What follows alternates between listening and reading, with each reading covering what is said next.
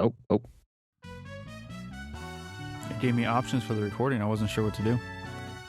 Oh, do you have your sound for musicians? Just turned it on. Musicians. Maybe I need to do like a vocal warm-up before we get started. Like singing, but not singing, like pronunciation. Black socks, they never get dirty. The longer you wear them, the blacker they get. Someday I'll probably launder them. Something keeps telling me don't do it yet. Is that a real one? Yeah, it's one we use in theater all the time. Huh. All right. All right, everybody. So welcome to History According to Hollywood. This will be one of our random ones where we introduce ourselves for some reason. I'm Dustin. I'm Kyle, still. Still Kyle. Still Ken, man. I'm just kidding. Okay, anyways. Kyle, what are we talking about today? We're talking about when Mel Gibson, a southern farmer, liberated Scotland from the... Oh, wait. Sorry, I'm getting my movies not confused. Scotland. We're talking about when William Wallace, the estranged noble, saved the colonies from the British Army. Wait, hold on. No. Oh, almost. All right. We're talking about when Mel Gibson, a southern farmer, helped win the Revolutionary War in the movie The Patriot. Single-handedly. Yes, by himself. Yes. He is the ghost. But not the Patrick Swayze ghost. No. Not the Nick Cage Ghost Rider. No. But he is a ghost in this movie. He's like Hawkeye from Last of the Mohicans' great-great-grandchild or something. I don't know. But I don't know. Wait, no, it was only 20 years earlier. His like a strange cousin, maybe? I was going to say, I don't know. You know this better than I do. But speaking of which, The Last of the Mohicans, since we watched that and we talked about it, I understood a lot more about what happened before because our main character, Mel Gibson's character, was in the French Indian War. Yeah, they're not bad movies to watch like back to back, so to speak. Mm-hmm. Maybe not in marathon format, but one day watch Last of the Mohicans and one day watch The Patriot, and you can at least get the sense of how different the feeling of the populace is in The Patriot versus Last of the Mohicans. Okay, pop question. If you were going for American history here, what would be the follow-up to The Patriot? Ooh, in terms of movies? Yeah, like what movie would you watch after The Patriot to kind of continue that vibe? Oh, that's a good one. Would you skip all the way to the Civil War? No, not quite. I would probably do this movie called The Amistad. Which is about and it's very, very accurate.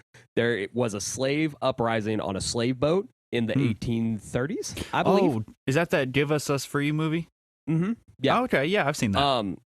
And they thought they were sailing back to Africa, but the survivors of the mutiny of the Freedom Rebellion sailed them to the northeast coast of the United States because the United States was a slave country. And long story short, after a long and protracted legal battle, they win their freedom. Right.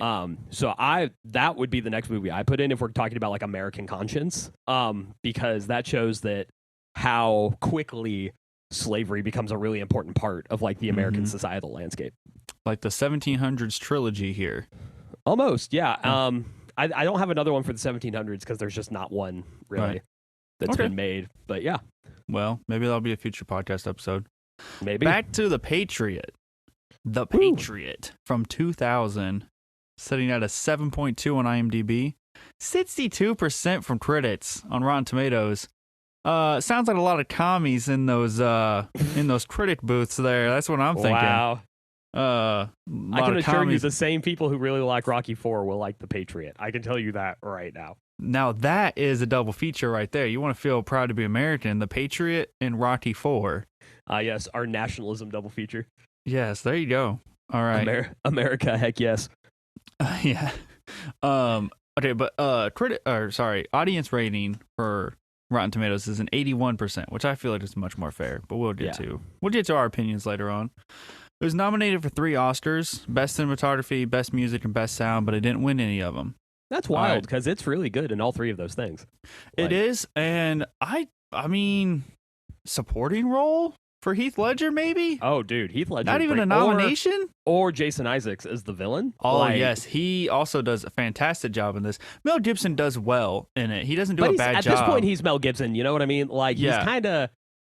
Mel Gibson... It's not Oscar-worthy. No, Mel Gibson at his peak is like a less dynamic Morgan Freeman, I think, just in the sense that, like, you watch a Mel Gibson movie and you're like, okay, yeah, that's Mel Gibson. Or Bruce Willis. That's what he does. Yeah. He's a better Bruce Willis. You're like, okay, that's what he does. Yeah. I don't know about better Bruce Willis. Ooh, you would divide an audience with that take. I don't know if he makes better movies. I think Mel Gibson is inarguably a better actor than Bruce Willis. I love Bruce Willis. I'm not throwing shade. He does one thing, and that's shoot guns, and Yeah, I don't know, man. I still feel like you might stir the pot with that. Hey, that's all right. Controversial podcasts or popular podcasts. That is true. Okay. So obviously this is starring Mel Gibson and Heath Ledger. This is widely considered Heath's breakout role. He starred in a rom-com called 10 Things I Hate About You, and there was a little-known TV series titled Roar that he was in. Nothing really of note until this, and then he's going to go on to start having more starring roles. Yeah, which kind of he kind of climaxes in like The Dark Knight, right? Like that's like The Dark peak. Knight is his. I guess technically, according to IMDb, it's his second to last. I thought it was his last film. Well, I think it's his. I think it's the last one chronologically that he worked on, but it's not Right. the last one that was released. Like Yeah. I think Okay. So he's going to be most remembered for his role as the Joker in The Dark Knight, and tragically, lost his life. Right. I think it was during post production of that film. Man, what a trajectory he could have been on, because he was a fantastic actor. Anyways, moving forward, this is directed by, forgive me on these names, I'm going to try my best, Roland Emmerich. He is the writer-director of Independence Day. Yeah. Okay. Those movies have similar vibes. Right? Yeah. The 1998 Godzilla, The Day After Tomorrow. And then he directed White House Down, 2012, and Universal Soldier. Oh. So he's had quite the career, and he's had quite the span. Now, the writer of this, Robert Rodat, or Rodat, I don't know, Rodat. Okay, this Robert Rodat has had an interesting career. Okay, so he writes a TV movie called The Ripper. No one remembers it. It's from '97. Okay, No. Okay. Guess what he wrote in 1998? No idea. Saving Private Ryan. Excuse me. I'm sorry. Yes, sir. He wrote. So he writes this TV movie that nobody remembers. Then he writes Saving Private Ryan. You know what he does in 1999? He writes a TV movie called 36 Hours to Die. What? Don't know what that's about. What? And then in 2000 he writes The Patriot. Yeah. And okay, I really like The Patriot. Man, what happened between Saving Private Ryan and The Patriot? Like what? Because there's a quality difference here, okay? Like The Patriot's a good movie. It's not Saving Private Ryan. Did you just strike gold the one time? Like was that all you had in you? Well, you strike gold and then you strike not even coal. You strike something that costs you money. And then you strike silver. And then you strike silver. Yes. Okay, guess what after The Patriot? Guess what the next thing he wrote was? I don't know. Let's see. A made-for-TV movie, Garfield in New York. Very close. No, not quite. It wasn't until 2013 he wrote the story for Thor: The Dark World. Oh, and it's So the he worst. took Okay, it's the second worst Thor movie. I think it's the worst Thor movie. I guess it depends on how much the Guns N' Roses soundtrack and Love and Thunder can bandage the fact that it's not good. Oh, I thought you were putting the first Thor as the worst. I can't, man. I watched. You're putting Love and Thunder as the worst. I can't put the first Thor as the worst. They can be at a tie for second, but I can't. I can't put Thor under Love and Thunder. It had screaming goats for no reason, dude. The screaming goats were funny the first time, and then it was awful. Also, the biggest waste of Christian Bale of all time. Even though he tried, man, he tried. I mean, he did fine. I think there are also directors that you can't let off the chain the whole way, because it felt very like George Lucas in the prequel trilogy of Star Wars. Mm-hmm. It's like we trusted Taika Waititi too much, and he gave us Thor: Love and Thunder. Man, yeah, we'll have a little excerpt on some modern movies someday. Because I got lots of opinions, but we gotta get back to freaking America here, okay? America. Okay, so we're gonna kind of open with he's got his like plantation. He's working hard. He doesn't have slaves. He has freedmen. How do you say that? It's freedmen, but it's just so historically inaccurate that I just kind of zoned that part out in my head. But he's a good guy. Yeah. There's just no way. That's just not a thing. Not saying that there weren't. Oh God, I hate this phrase because only like racist white people ever use it. I'm not saying there weren't benevolent slave owners, quote unquote, as in I didn't beat my slaves every single day. I'm just saying that a guy with what appears to be a very large, wealthy farm and 20 black people working it would not pay those black people in 1776. Yeah. That's not a thing. He's in South Carolina, Yeah, right? in South Carolina. Right. Yeah. Okay. They're slaves. I'm sorry. So there's our first historical inaccuracy. There's talk of magistrates being tarred and feathered to death in Chestertown. Any historical event similar? Dozens of tar and featherings that the Sons of Liberty do in the American Revolution. There's not a specific one. Here's the thing that people don't like. Tar and feathering sounds kind of goofy now, because it hasn't been done since the 60s in the Deep South against African Americans. But it's boiling tar poured over your entire body is the important part here. So before modern feather part is just an insult to injury sort of thing. But the important part medically is that you have boiling asphalt poured all over your body. Like, if you do that in the 1700s, there's a good chance you die. Like, it sounds like a horrible way to go too. Yeah, it's third-degree burns. So they're going to talk about the impending Declaration of Independence. Was this made public? Yeah, it was. So the thing about the Declaration of Independence is that the Revolutionary War, in hindsight, really starts in 1775, more than a year before the Declaration of Independence is even signed. And basically, 1775 is like the year for the Patriots because they make their immortal first stand at Lexington. They win the Battle of Concord immediately after the Battle of Lexington. They force the British out of Boston. There's like a 6-month period or so, 8-month period where there's like no British soldiers anywhere in the northeastern part of the 13 colonies. And it's in this period where they write the Declaration of Independence because they kind of think maybe, just maybe, Britain has stepped back. And if they come at them strong, then they will get the message and they'll back off. And instead what happens is Britain sends 20,000 men to invade New York in the summer of 1776, and thus begins the Revolutionary War as we know it. Okay. One more question before we kind of get into the events of the movie. It's mentioned joining the Continentals. What were the Continentals? What is this? Continental Army. Continental Army. Yeah, the Patriot Army. So it's Congress. The Continental Congress authorizes a creation of a quote-unquote national army for the 13 colonies, this new nation that is calling itself the United States of America. And that nation needs some sort of regular army. And so they authorize the creation of the Continental Army. And so when they say join the Continentals, that's what he means.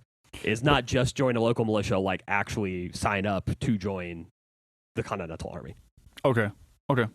But there are militias and the Continental Army at the same time. Correct. Yes. Okay. All right. So Mel Gibson's character, we should say, is Benjamin Martin. So Benjamin Martin and his children go to Charlestown. We learn that his daughter doesn't speak. There's a Death to King George party, which is the best way I could explain it. Yeah. I mean, and that's Gabriel, his son, played by Heath Ledger, wishes to join the army. Benjamin is very against this. We'll kind of expand upon this in a little bit. There's a meeting of the delegates. Colonel Burwell leads the discussion. The men discuss, some are for war, some are against. Everyone wants independence, but not everyone is willing to fight for it. And Benjamin pleads with them not to fight, says children will learn of the war with their own eyes, that'll be fought in front of their homes, and Gabriel storms out.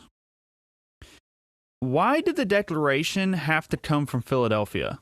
Because at the time, Philadelphia is the capital.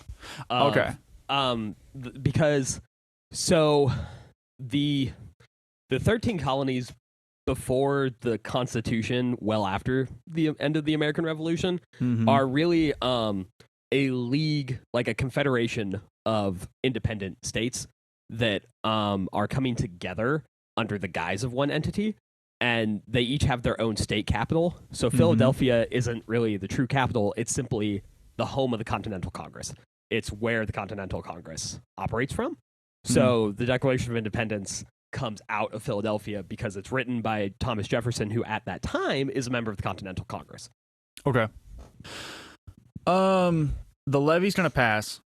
They're going to declare their independence.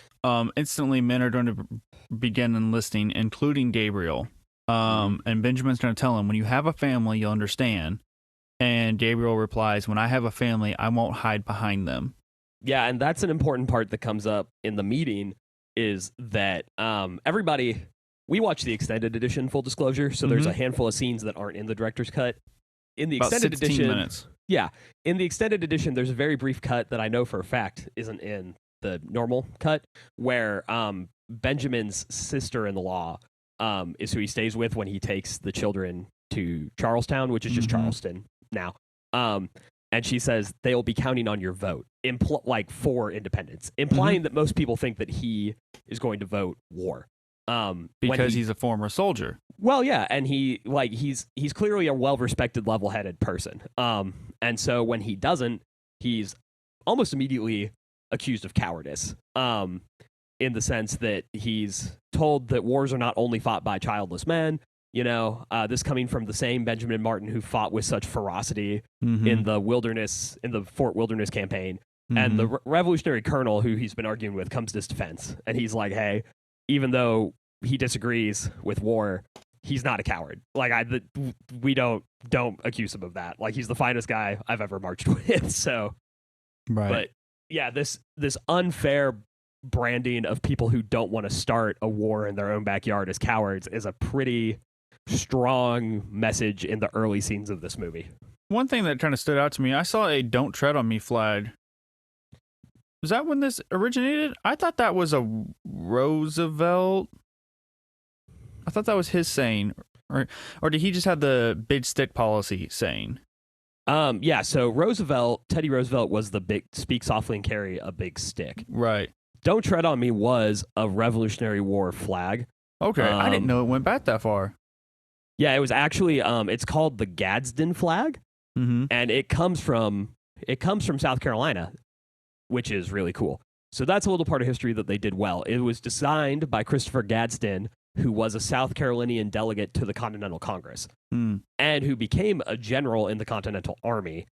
And he designed it in 1775 when the very first shots were being fired. Right. It's also important to note that the Continental Congress, despite popular American social memory, is not agreed with by everybody in the land. They don't speak with absolute authority. They're a rogue governmental state that is operating counter to still established British governors. By 1776, when the movie's taking place, most of the British governors have gotten out of Dodge. But in the early era of the Revolution, 1774, 1775, it would be like, I don't know, it would be like our Congress, like somebody declared a Continental Congress, so we would still have ours in Washington, and then somewhere out in like Idaho, there's this other group of 100 people who call themselves the Continental Congress and just issue edicts and expect us to follow it. So it's kind of, it's not as cut and dry as it seems in the movie. Like, all of these guys are operating under a governmental body that only has authority because they think it does. There is a quick line where they say, basically they imply like the United States, and they say, talking of such a nation that does not exist is treason. Which it is. Which I thought was interesting. I almost wrote a question down about that, and I was like, nah, we'll probably get to it. Yeah. All right, so fast forward to, it doesn't say what time, but the war's broken out. Charlestown has fallen. Did it really fall? It was an actual siege at Charleston. It was about a month and a half. But what made it so noticeable is that in the scheme of things, there were not a lot of casualties for the siege. And the army that surrendered, the Continental Army that surrendered in Charleston, was still largely intact. And so it was a very embarrassing defeat, particularly from Washington's eyes, who has run and gunned and evaded the British for 3 years, I think, by the time the Charleston falls, 2 years, to have this guy in a strong defensible position just give up. Okay. Okay. So Gabriel is seeing the horrors of war firsthand. He's losing friends. He's sending letters home. Benjamin stays home, raising his other children, as he grows more and more tireless over the approaching conflict. He kind of opens up a suitcase, and inside of it, there's a few different things, one of them being a red coat which means he fought for the British during the French and Indian War. Yeah. Okay. He's gonna explain this to Gabriel a little bit later on, but let's just get it over with here. So he mentions Fort Wilderness. He fights at Fort Wilderness. What is that a real thing that happened during the French and Indian War? No, honestly, the most irresponsible part of this movie is that they create this incredibly violent, like PTSD filled war backstory for their main character from the French Indian War, and not a single thing that comes out of his mouth happened. Gotcha. So, and not even did they not happen, they're not real places. So Fort Duquesne isn't real, at least not in the 1750s. Fort Wilderness isn't real. There's not a fort that I know of that is slaughtered like that on either side. And the river that he says they send the bodies down is located in like Connecticut. Oh, okay. So it's way off. So it's completely fictional. It makes for a good background, though. It does. And it explains why he has a Cherokee tomahawk. Yeah. As well as these, single shot rifle, or not rifle. Well, he has single shot rifles as well, but he also has a single shot pistol, and the red coat. But we should tell the story anyway, because even though it's historically bogus, it's important for the movie. So in the movie, he comes apart. It's Fort Duquesne is the one he finds? Yeah. So basically, these two fictitious forts. Fort Wilderness is an American English fort in the French Revolution in this story. Fort Duquesne's a French fort. And Fort Wilderness is housing colonial like refugees, and the Native American and French soldiers kick the door open and kill everybody in this fictitious backstory of this character. Wait, I thought that was backwards. I thought Fort Wilderness is where he caught up to the Cherokee and French. Oh, you're right. There's an other unnamed fort that these people are hiding in. Right. They come from Fort Duquesne, attack this unnamed fort with women and children and unarmed men hiding in it, kill everybody, kill mutilate everyone. the bodies. So when he and the other colonial militia find it, they hunt the force down. They catch up with them outside of Fort Wilderness, allegiance of the fort unknown, and they massacre them to a man and send their heads down the... Well, they cut their bodies. Pieces of them. And they send pieces of their bodies north to the French in Quebec and south to the Cherokee, which is also funny because the Cherokee were not really involved in the French Indian War because they were super far south, and they didn't care. But so yeah, it's really powerful backstory. It's fictitious, but he committed war crimes is really the important part of the story. Is he is a vicious, well-trained, highly skilled soldier who committed unjustifiable atrocities as a young, hot-tempered, very upsetty spaghetti soldier. So it is going. So this explains part of why he's so hesitant to join and to start fighting, and to let his sons join because he knows what war can do to people. Right. So it kind of explains his reluctance, but it also shows how well trained and how deadly he is, and he fights unlike. This sounds bad, but he fights unlike other white colonials of the time. No, he fights more like the native. So back to his homestead, a horse runs off from the barn and two of his children chase it to the creek. And in the flowing water are bodies of soldiers who have fought and died nearby.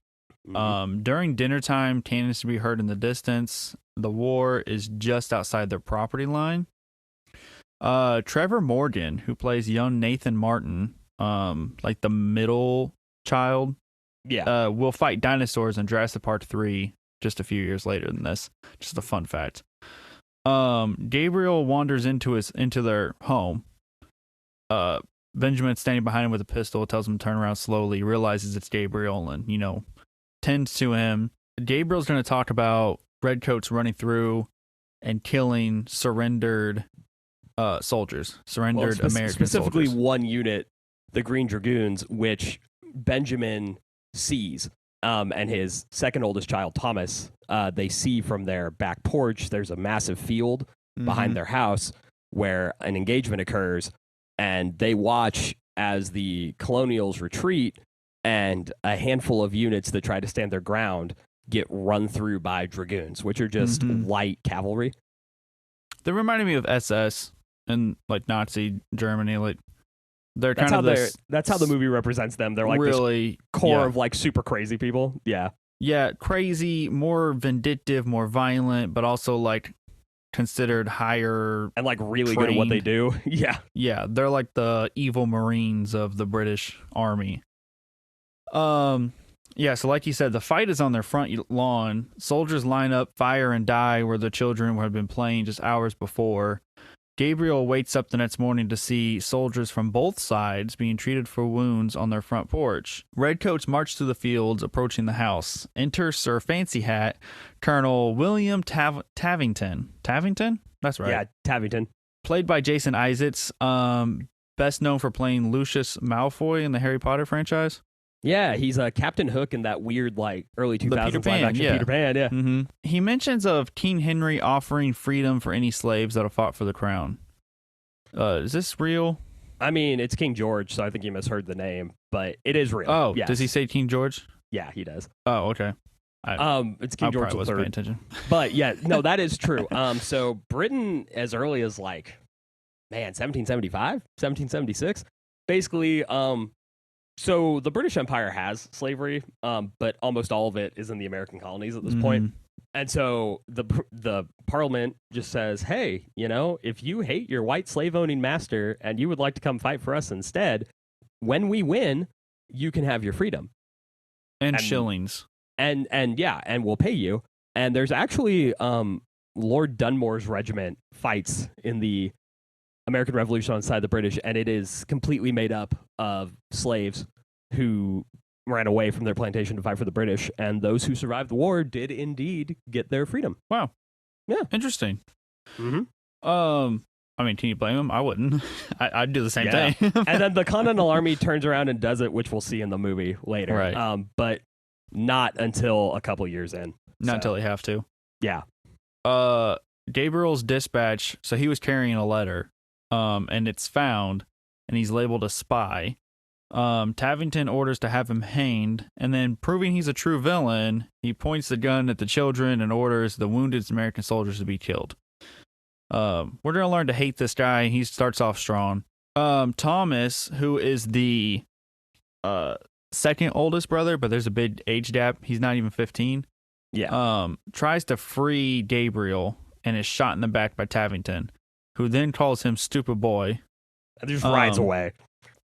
Mel Gibson death stare ensues.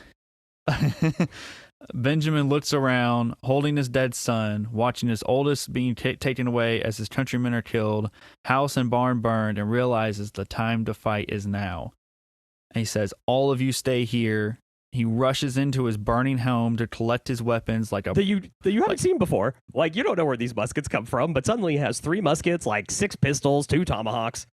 Not entirely sure he wasn't carrying a howitzer in his back pocket. Like, You know the scene where John Wick breaks the concrete and pulls his... That's what this reminded me of. He rushes back in, and he comes out with a bunch of guns. He tried to bury it. He tried to move on, but he can't. It came back and found him. Back. And now he has to be the boogeyman. Wait, no, has to... And much like John Wick, it's that kind of like that subconscious plot line of if he really wanted to fully move on, he wouldn't have 3 muskets at his house. Like, right. You know what I mean? Like, but it's that implied, like, you didn't actually want to move on. You just thought you had to, sort of deal. But if he didn't have the muskets and he didn't have the weapons, he wouldn't have been able to save his son. Yes. Okay. So he takes off with his 2 sons following. They're hiking through the woods that he knows much better than the British. Careful and these not sons to be... are like 12 and like 10. They are young. By the way. They are young. Careful not to be noticed, he sneaks up on the party that has Gabriel. He orders his kids to shoot the officers first. Aim small, miss small. Okay.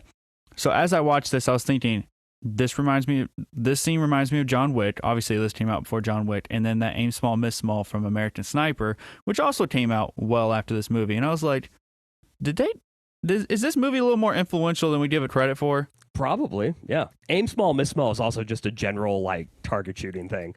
Right. But I can't think of anything beforehand that says that line. Maybe they do. I don't know. I'm sure at least not word for word like that. Yeah. Yeah. Okay, so the ambush scene that follows is intense. which is ironic considering they're firing single-shot rifles that take 10 to 15 seconds to reload. And yet, man, these kids, the 12 and the 10-year-old, they bring the heat, dude. Like, they knock out officers left and right. It's kind of crazy. Benjamin's going to go hand to hand to finish the job and free his son. His youngest son watches in shock as Benjamin absolutely obliterates a man using a tomahawk.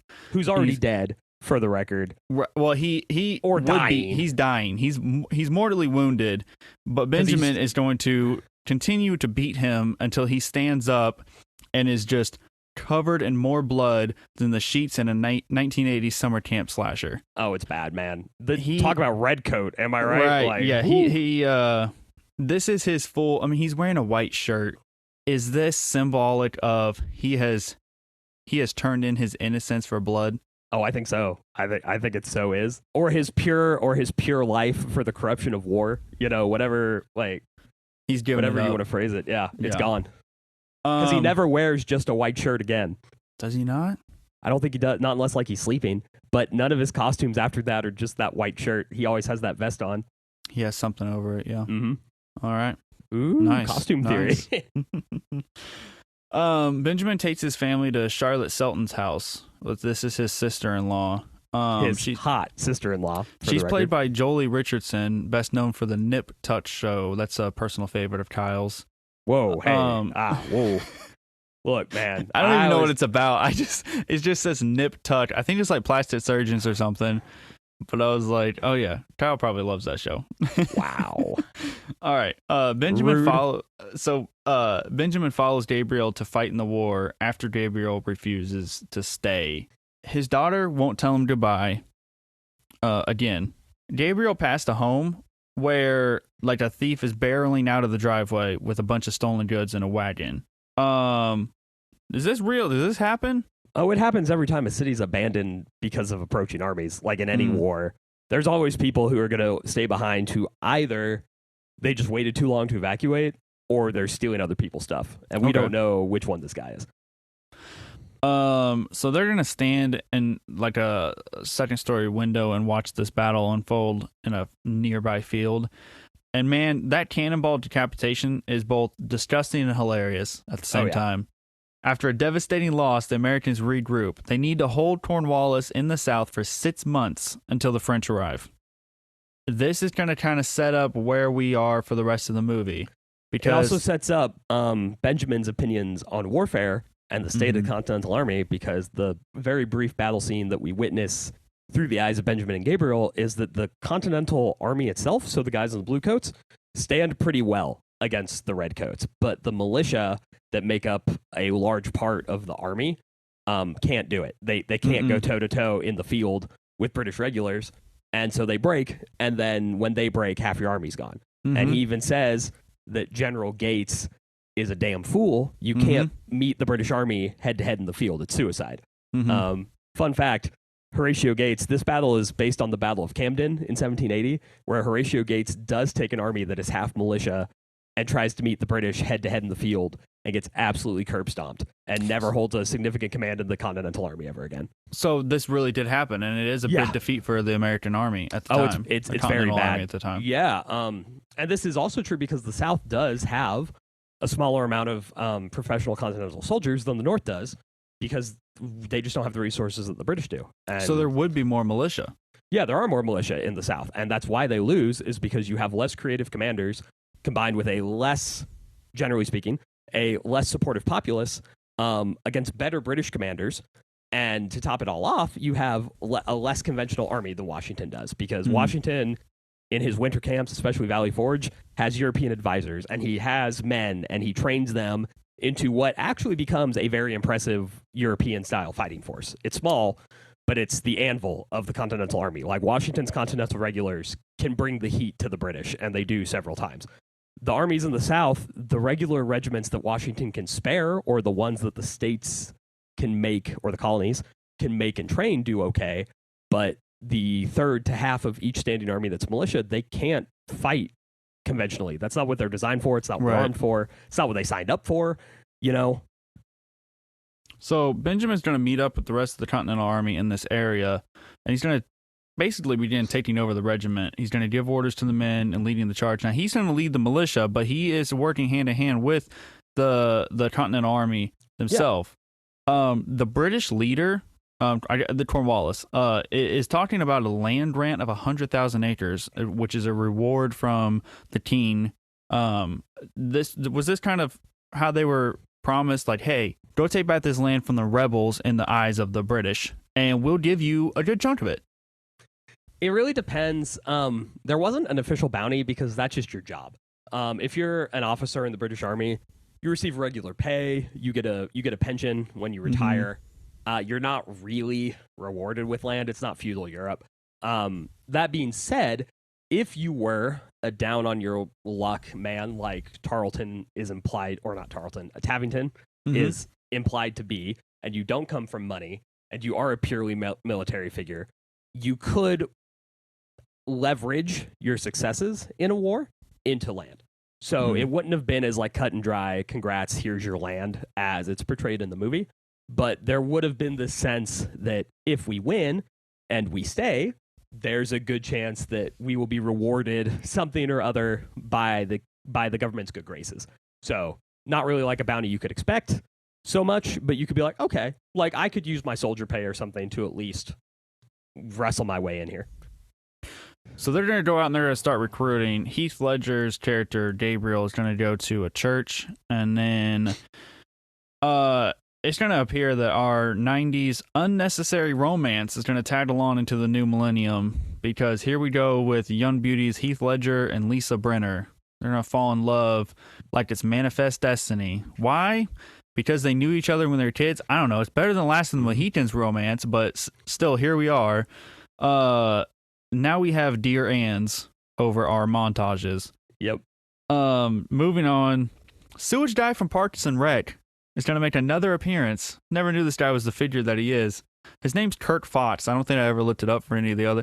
He was in Wyatt Earp. That was the last time we saw him. But yeah, so Kirk Fox, you're a hero.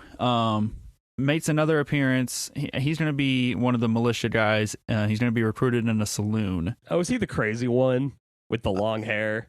Like, not super crazy, but is he the one who goes, I heard like 20 British soldiers got killed on Santee by some damn ghost or something? No, that's not him. No, okay, he's in that same group though.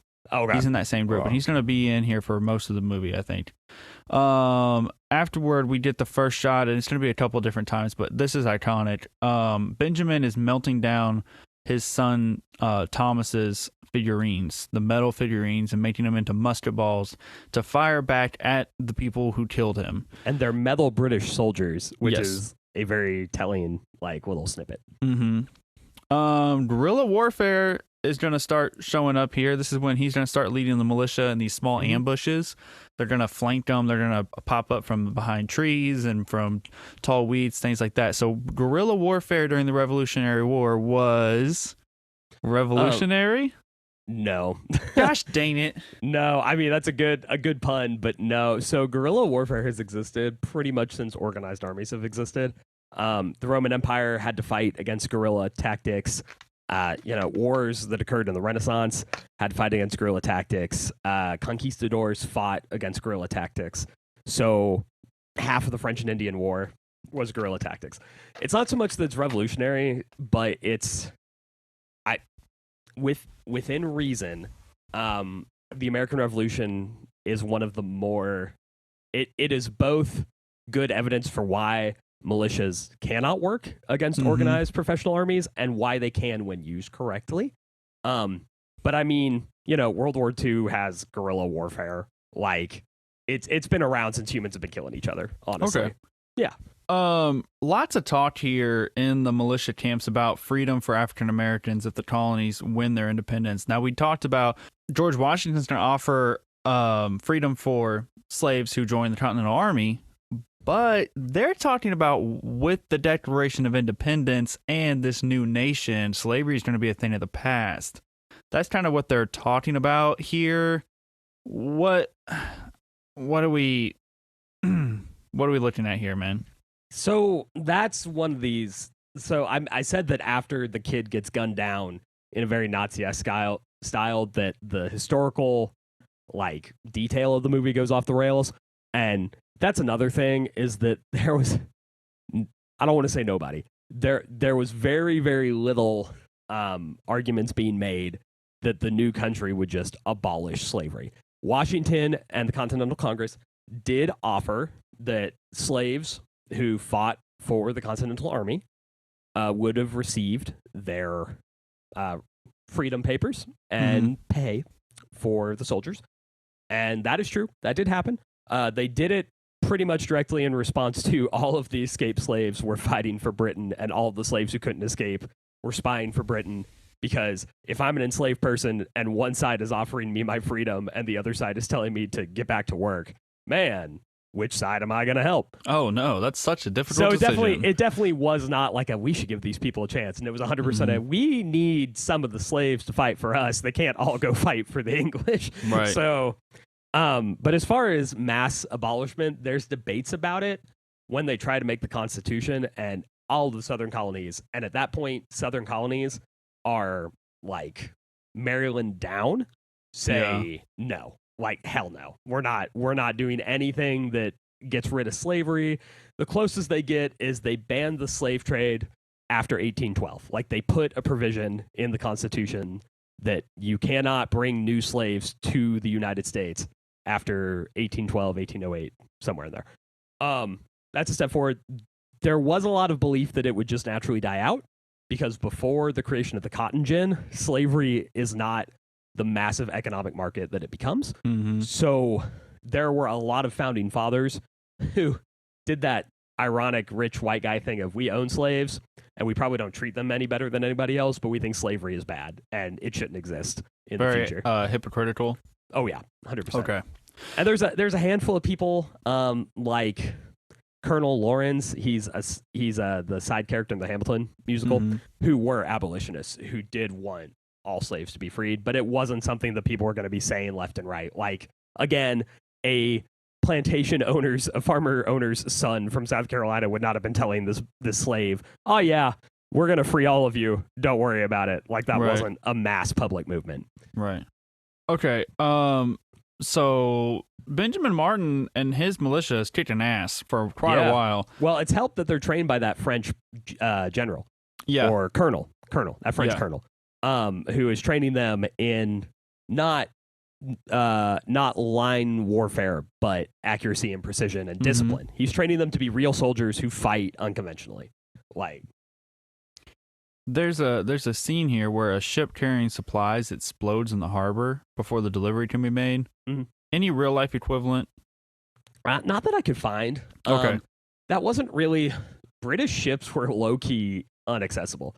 They were super well taken care of, and the important thing is that the British relied on American militia as much as the Continental Army did, but the British Navy did not at all use American levies, really.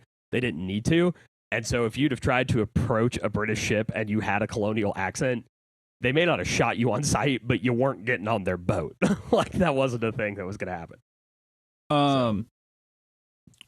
All good things must come to an end, man. So Benjamin's blocking the road as a single redcoat wagon approaches. He intends to allow them to surrender and leave, but quickly realizes that it's a trap that's been set. He's flanked by the redcoats. This is Tavington and his little SS crew. They're on horseback, and they're going to lead them into another awaiting line of enemies waiting for them in the brush. So, this trap is set up. They're going to be hit from both sides. They're going to escape. 22 are dead, 18 are wounded, 20 are missing. And about 12 of them make it out. So they say 20, but then you see two people coming through the fog, and it is the soon-to-be freed slave carrying the wounded, racist white man who had just told him, like, oh, we're not going to give you your freedom. Like, what are you doing here? And making fun of him. What would you even do with freedom? Yeah. Yeah, making fun of him for not being able to read. But this man who's been, ridiculed and belittled by him saves his life and carries him back to the camp. So it's 18 that are missing.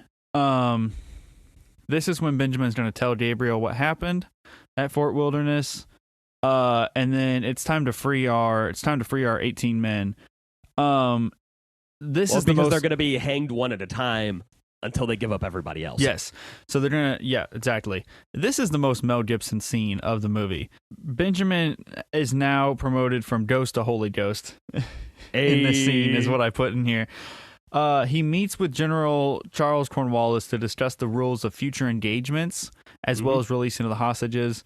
The militia say they have captured 18 British officers, and he is going to exchange them for his 18 members of his militia that are also being held hostage. Just as Benjamin goes to leave, he passes Tavington, and both are forced to show restraint, especially as Tavington reminds Benjamin that he killed his son, and Benjamin's going to stop, turn around, walk, look him right in the eye, and he says, "Before this war is over, I'm going to kill you." And Tavington says, "Why wait?" Because he knows he's got everybody around him. He can kill Benjamin right then and there.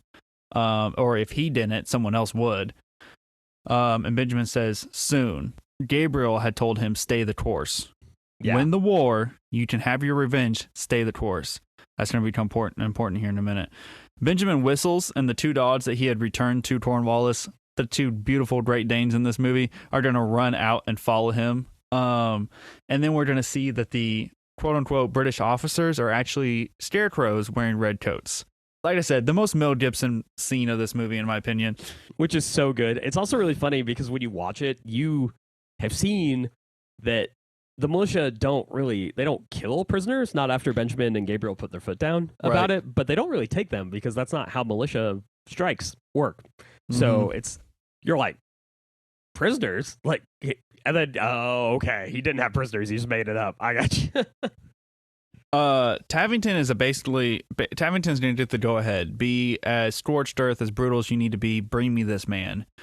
So Tavington and the redcoats are going to target Benjamin's family. They find out he's hiding at his wife's sister's plantation. This is the scene. Now, I agree earlier when his son's shot. That's where it starts to go Hollywood. This is when it's full Hollywood, and it's going to stay this way. We're shifted into overdrive. We got our gas all the way down. We're going to stay on this until the end of the movie here. The redcoats, you have this little hide and go seek moment. The family sneaks out through the kitchen. They just run through the front yard. There's British soldiers everywhere. They somehow don't see this girl or this woman leading 6 kids across the yard in bright white nightgowns, right? Like, so Benjamin and company are going to arrive, lead the family to safety. Tavington has a list of the men in the militia and is burning their homes, killing their families in the process. They're going to focus on, I don't remember his name, but one specific soldier in the militia. I mean, you see that his house is burnt, his family's dead. Is this anything that actually happened? So, the British definitely burned houses and villages of known or heavily suspected rebels. It wasn't a common thing. Like, it wasn't something that they just did all the time, and they didn't kill civilians just like that. At least they didn't just walk up on a place and kill everybody. Gotcha. So that's added for Hollywood effect. But yes, there are several examples of villages or even towns being burned by the British Army. But because it's their own territory still, they don't do it very often. It's only if they are convinced that it's a Patriot stronghold would they do that. Is this sanctuary fort that they're at? It looks like it's beachfront, maybe. Where? Oh, yeah. So it's the Outer Banks, I think. The Outer Banks. Yeah, South Carolina and North Carolina have these like tidal islands. Okay. They would have been in real life. They would have been escaped slave colonies. Okay. Of slaves who ran away and just kind of got to the fringes of society to where nobody would want them, because those same islands to get there, marsh, swamp, malaria. So basically, they go hide with one of Benjamin's former employees, slaves. In this outcast community that's kind of just out on the fringes. And that's not bad in the sense that those communities did exist, and if you were trying to hide, that would be a good place to do it. Would they have let a white employer, quote unquote, of 20 black people hide there? Probably not. So, but it's a good location. Like, that historically is true. Like, there were communities like that. So, Okay, so Gabriel is gonna get married, and I thought this was a weird time for Mel Gibson to bring up prima nocta. I'm kidding. This obviously didn't happen. Listen to our Braveheart episode if you're confused. I claim prima nocta. But I will say, making out with your dead wife's sister, that's a big no-no, right? I would think so. I would think so. It happened back then, though. Not like serially, but it did. It happened. It was a thing. People did. Don't ask me why. So yeah, whenever they started kissing, I was like, "That's wrong. That's so wrong." That hurts me. Ironic and kind of sad, but I did find this kind of interesting. Susan, the mute daughter of Benjamin, is played by Sky McCall Bartosiak. There it is. Maybe. I don't know. Just rolled it. Who starred in a Michael Douglas movie called Don't Say a Word. Interesting, right? She also died in 2014 at only the age of 21. Oh my God. Possibly due to a seizure, possibly due to a drug overdose. Unsure, but yeah, 21, way too young. Holy cow. Yeah, but I thought that was interesting that she plays a mute, and then she also stars in a movie called Don't Say a Word. And now she's mute for forever. Gosh dang it, Kyle. I'm gonna have to take that out. You can't say she was a kid, man. Come on, man. I know. I had to say it. So they do a weed furlough. They come back. They don't think anyone's returned, and then through the fog, the men return from their furlough and are ready for our third act, which is what we're setting up here. 2 more months left. Yeah. All right, man. This scene coming up, the church scene, straight out of a World War II movie. Is it really?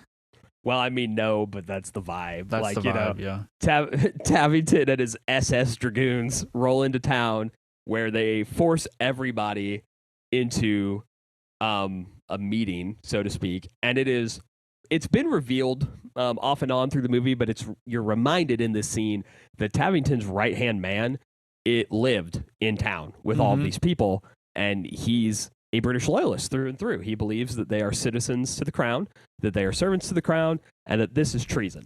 So he is very hardline against them, but one of the people recognizes him. Gabriel's new wife's dad is like, "Bro, is that you?" And he's like, "Yeah, come on, get to the church. Like, let's go." You were at the meeting where we discussed declaring our independence earlier on. So they're going to gather everyone in town into this church. He says, "I want to know where the militia is." Some guy's going to blurt it out. Well, it's because he says that, if you tell me where it is, I won't kill you, is the implication. Well, he says, what is it? You'll be spared. You'll be spared. Or forgiven. You'll be forgiven. Yes, okay, that is. Yes. So he tells them that if you tell me, you'll be forgiven. Someone blurts it out, says that, this is where they are. These are the people that have been helping them. And then he turns around and he says, well, basically, hopefully God forgives you. Yeah, well, he tells his men to bar the doors. And he goes, wait, you told me, you told us that if we told you, we'd be forgiven. He goes, and you very well might, but that is God's business, not mine. Right. And he locks all the doors and the shutters. Yeah, and then our turncoat is going to say, okay, are you ready for us to burn the town? He goes, burn the town? Burn the church. Burn the church. And this is a heart-wrenching scene, man. And all of the soldiers kind of just look at him. And he goes, you told me that traitors to the crown deserve to die a traitor's death. Burn the church. And the dude throws the torch. Yeah. So, it's heart-wrenching. The final shot from inside the church is of Anne, who was Gabriel's new wife, crying uncontrollably as the building goes up in flames. The militia arrive. They're looking through the ashes, and 2 words leads us to our next emotional scene. Gabriel's gone. The man who told his own father, stay the course, win the war, is now leading half the militia on a death ride. Like, he this is is the hurrying Wyatt Earp, away. This is the Wyatt Earp vendetta ride on crack cocaine, man. Like, Yeah, so a small and one of the group- men with him is the reverend of that Yes. church, Yes. who had joined the militia earlier. So they're going to actually catch this group with Tavington. They're going to catch him off guard, and they're going to flank them. They're going to be coming down the hill. It's kind of split. You know, they're killing some. Some are being killed. It becomes really obvious that Gabriel didn't bring enough men. Right. If everyone he- had gone with him, movie's over right here. Oh yeah, but he doesn't wait. He doesn't think about the fact that his dad brought his 2 kid brothers to save him. There's no way he's not going after this group, but you have to bury the bodies first, or the remains that you can find. So Gabriel, the Reverend, and probably about half of what's left of Benjamin's militia, which has been pretty eviscerated by this point in the war. It's like 10, 12 maybe. Yeah, I think he probably has like 30 guys left, and probably 12 of them are with Gabriel. They all just bum rush them, and it is a very fast and very brutal. Guys are falling left, right, and center, because everybody in this is an experienced soldier. The dragoons are, the British SS in this movie. What's left of the militia have been through countless engagements, Right. and it quickly becomes the Reverend and Gabriel versus Tavington's other right-hand man, who's just this looming British guy who's been there the whole time, and Tavington. It's a fantastic sequence here. It is. The Reverend has a chance to kill Tavington. His rifle is loaded, but he chooses to help Gabriel instead. So he hits the second-hand man with the butt of the gun as Gabriel stabs him. The Reverend turns, gets shot by Tavington. As he's falling backwards, he tosses the gun to Gabriel, who aims and shoots. Yep. Tavington's hit, belly down, laying in the grass. Gabriel approaches. He pulls out this short knife, goes to stab Tavington, and he turns and he stabs him with his long sword. Not long sword, but he stabs him with his sword. And Benjamin arrives just in time to be with his oldest son as he passes. Who apologizes to him about the death of his younger brother, Right. and says it was his fault. Right. Man, it's Hollywood Ballarty, but Hollywood Baloney? It's Malarkey? powerful. It's powerful Ballarkey. Yeah, whatever it is. It's good stuff, though, man. I love it. And that sequence of the Reverend going down and tossing up the gun, and Heath Ledger's face is just perfect in this. It is stone cold. And the whole time afterwards, you're like, how did you miss? How? You're like Mushu in Mulan, where he thinks she's trying to hit the Hun with the rocket, and he was 3 feet in front of you. How did you miss? Yeah, so he gets him, but he just kind of scathes him on the side of his abdomen. Plot armor is the best armor. You can't beat it. In the Continental Army camp, Benjamin mourns Gabriel's death. He says, and this is a great line, "I've long feared that my sins would return to visit me, and the cost is more than I can bear." Which is the opening monologue as well, with a slight difference in words. Benjamin has given up. I hate this in movies so much. So many Hollywood movies do this, where we are right before the finale and the protagonist gives up. And it's like, oh, okay, I totally buy into this. Mel Gibson's character is going to ride off and we're going to watch the finale fight without him. Yeah. Totally buy into that. No, that's not going to happen. I hate when they do this, man. Yeah. So he's going to give up. But then he buries Gabriel, and in a shocking twist, he finds his son's American flag that he's been patching up throughout the entire movie and realizes that he does need to be in our movie's finale. Because my son died for the cause. Right. Gosh dang it. It's so... I get why. I really... It grinds my gears that is the only portrayal that Hollywood uses, because a man who unquestionably has PTSD now from 2 wars, who's already lost a son, is just as likely to lose all sense of humanity and stay with the sole purpose of killing as many British soldiers as he can before he dies, as he is to go emotionally catatonic and leave. And the fact that it is almost always the latter that they choose is kind of like unfair to the spectrum of human emotion, I think. Like, there are many ways that people grieve. So, well, and also, like, he's so angry and he's so eaten up by this you could have had him ride off alone and like the French soldier catch up to him and say, look, this is what got him killed. Don't do it. Yeah. Stay with us. We need you more than you need your revenge. Right there. That's better than what they put in there. That took me 30 seconds. Come on, guys. Yeah. Come on, or something guys. about how you're just going to let the killer of both of your sons off the hook, you know? Like that's your answer is to just let this guy. Yeah. That's what I'm saying. I hate when movies do this. Okay. Yeah, the glorified Hakuna Matata moment. Yeah. It's a little much. Okay, so he's going to ride over the horizon with a flag of the 13 colonies. The circle of stars, aesthetically, so much better than the 50. We need to eliminate 37 states because I have some early suggestions. Yeah, no kidding. Well, I don't know if our states would stay. No, they wouldn't make it. I don't know if our states would make the cut. So we're gonna get to our last big fight here. The cannon fire is behind the British battalion lines when they stop marching forward. I think, though, before we get into the actual battle, we should get into the setup of the battle because it is a good moment in the movie and the history books where they're talking. So General Greene, who is a Continental Army commander, and the head of operations in the South, has come to meet with what is left of the Continental Army, as well as the militia, and they go, men, we're in an unfortunate situation. Cornwallis has greater numbers, a better position, and half of our men are militia. And he goes, we have seen our militia lines break time and again. Kips Bay, Charleston, and Benjamin says, no offense, I think that the militia here is more than you think they are. Right. And he brings up these examples where they break. And for people who couldn't open a book about the French and Indian War, they make really spot-on obscure history references in this little lecture the guy gives about the militia, because Kips Bay is one of the most infamous failures of the militia in the Revolution. Because in the invasion of New York, where the British re-cement their status on the continent, Washington, foolishly, but he doesn't have a Continental Army at this point, really, puts like militia to keep the British from landing in Kips Bay. And they're fired upon by the British ships, and they're so scared by this bombardment that they leave before they even shoot at the British soldiers. Not great. And then Charleston, part of the reason that they surrender the city is because the militia are like, we're not going to die here, screw that. So they're very good references, and basically Benjamin says, well, Cornwallis knows that the militia flee too. He's seen it time and again. We can use that against him. Yeah. And then he goes through the lines because he's such a well-respected and legendary militia leader at this point, and he tells all the guys, I'm asking you to fire 2 shots in the battle line tomorrow.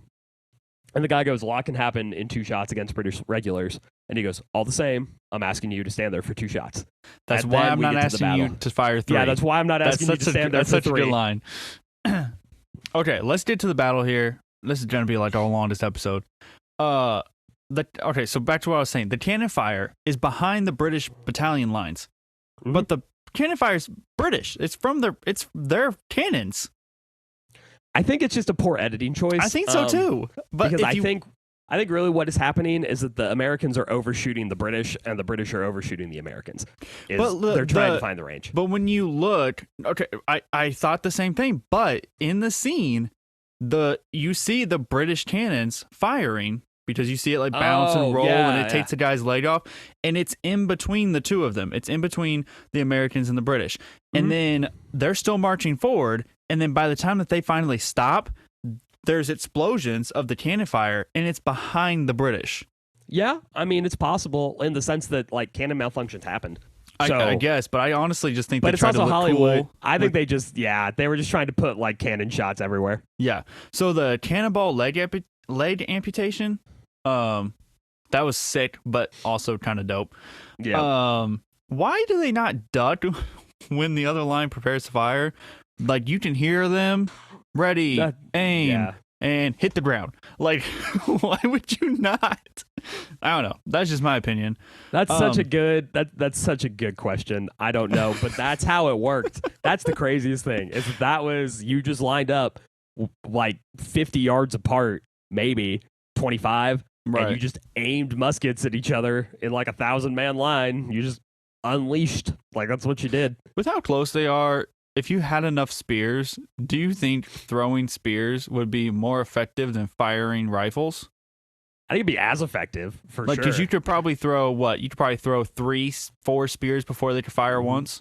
Well, here's the thing that the British would do is that they would fire Not the shot. spears. No, not spears. Is they'd fire the shot that they called buck and ball, which was the musket ball, but it was also like 2 or 3 little like shotgun pieces. Right. Like buckshot So in it's the spread same out. shot. And so one British musket might hit 2 or 3 guys. Okay. That's fair. Can't do that with the spear.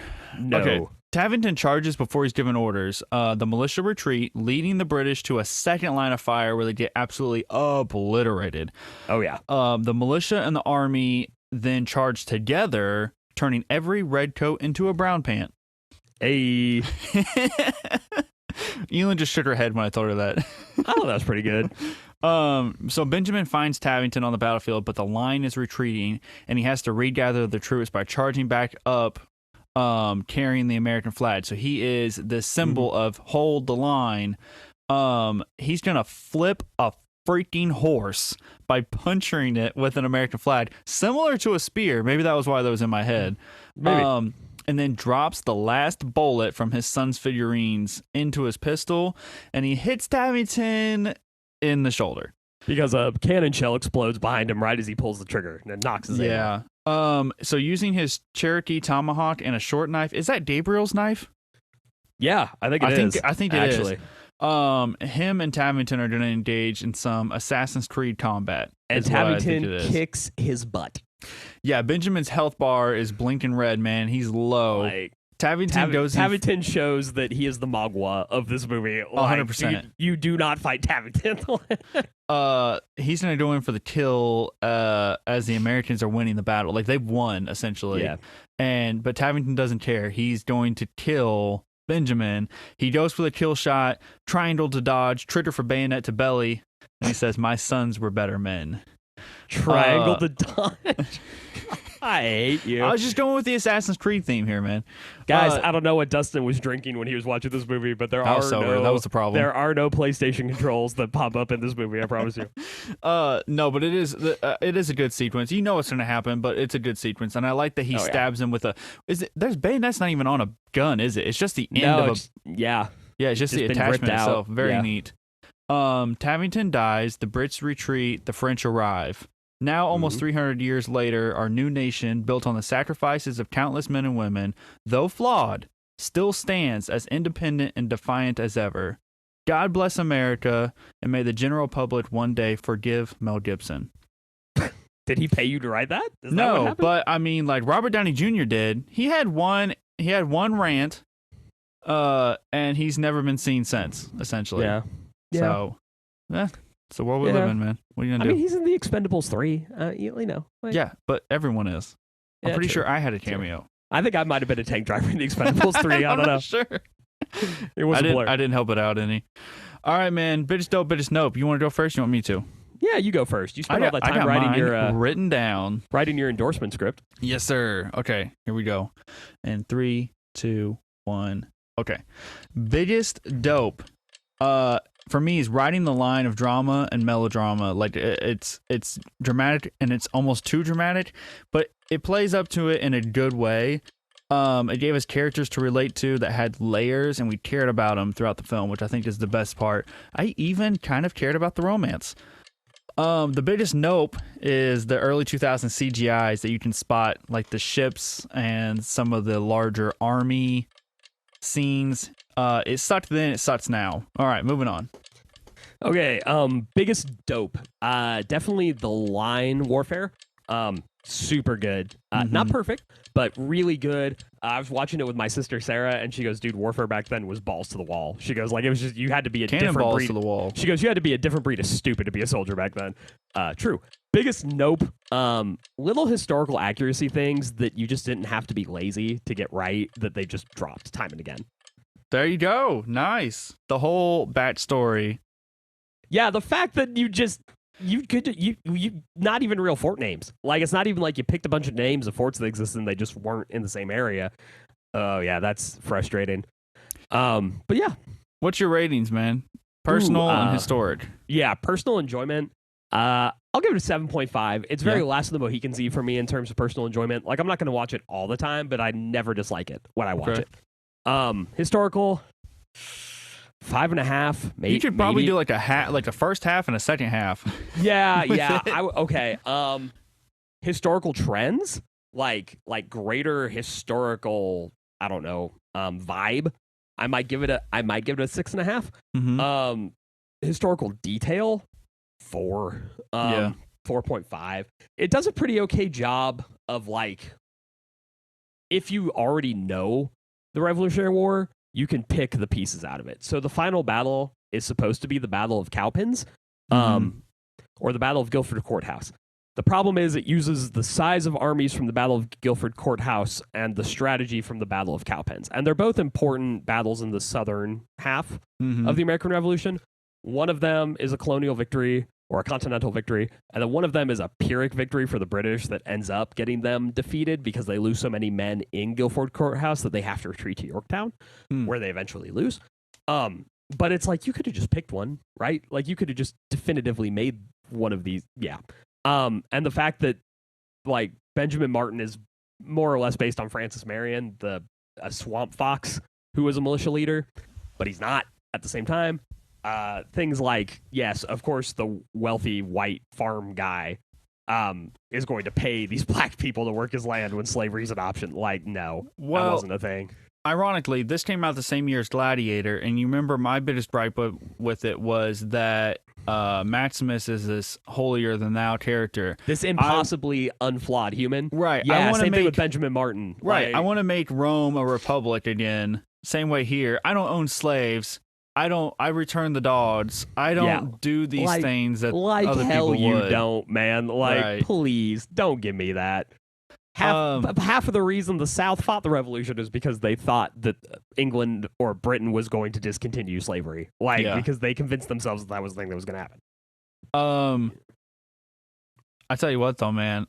I like this movie. Oh, and I like it too. I will say that the best thing about Last of the Mohicans was that it helped me understand this movie a little better.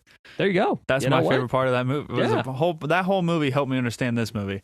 I'm gonna give it an 8.25. I was stuck between an 8.5 and an 8, and I just put it 8.25. 8.25. I'm gonna put this. It's literally a quarter of a notch over Gladiator, man. Wow. Okay. I know. And it's kind of weird, but like I really like this movie. Maybe because I went in expecting Braveheart, expecting Mel Gibson to just kind of gyrate all over the screen, and man, he doesn't. He's. I mean, like I said, Heath Ledger's character, Tavington. I mean, they kind of steal the show here. It's definitely a Mel Gibson movie. It doesn't feel like a Mel Gibson movie as much as a movie Mel Gibson is in. Right. Like, that's a good way to put it. Yeah, I like that. Yeah. Whereas We Were Soldiers and Braveheart are Mel Gibson movies. Like, he's the reason you watch those movies. Okay, yeah. So next week we're gonna have something a little different. Mm-hmm. It's gonna be fancy. It's gonna be wild. It's gonna be 3 people instead of 2. It's gonna be our first special guest. Drum roll. Kyle's friend Samuel. Yeah. My friend who also has a master's in history, who wrote his thesis on humor in the World War I trenches. Very nice. Is going to help us pick apart a movie where a bunch of very angry people from Germany steal eggs, play in the mud, and occasionally sleep in barns. Wow. Yeah. All right. See, I would have if I didn't know the movie, I have no idea what you're talking about. Yeah. See? Okay. Yeah, perfect. Yeah. All right, everybody. This was I think this is going to be our longest one. This was a fun one though. I had a great time watching this movie. I had a great time giving you these questions. Yeah. Lots to learn here. You brought a script to this podcast. I bring a script to every podcast. You could just tell because it took me 4 times to learn or to read every line. I was just laughing because I'm like, we're a little light on historical analysis this time. I'm like, but dude, Dustin's on a roll. Let's do it. We'll keep going. Anybody wants more answers, just hit up our Facebook page, and I'm happy to answer them. Yeah. Contact us, guys. Reach out. Yeah. Tell us if you're listening. We're all alone out here. We don't know if anyone's paying attention or not. Challenge me. Try to tell me the Sons of Liberty weren't low-key a domestic terror organization. Please try to tell me. I can't because I don't know what that is. Mm-hmm. All right, everybody. Thank you so much for listening. We appreciate everybody who's tuning in, checking us out. If this is your first time, we have plenty others. Look at our other episodes. I'm sure we have one of your favorites queued up, ready to go. You want to hear about the history? You want to hear about behind the scenes? We probably have a little of either, or a little of both, or none at all, or a lot of one and none of the other. Yeah, never know. They all have something. Sure, they all have Okay, us. well, that was a long pause. Okay. All right, we're getting out of here. Bye, y'all. Bye.